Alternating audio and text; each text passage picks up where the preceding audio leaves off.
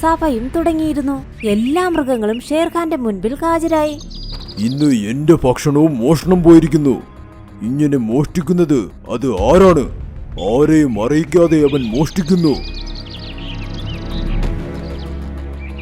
മീട്ടുവും പപ്പായയും അവിടേക്ക് വന്നു.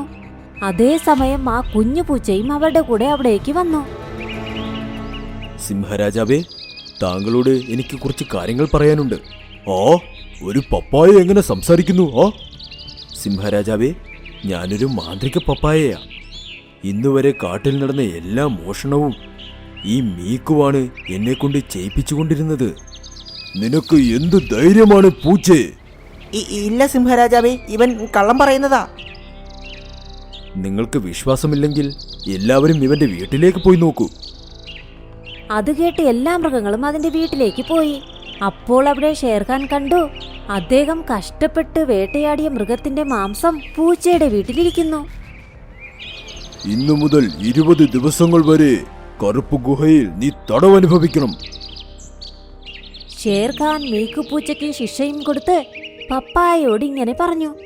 പപ്പായേ, നീ ഇപ്പോൾ എവിടേക്ക് പോകും?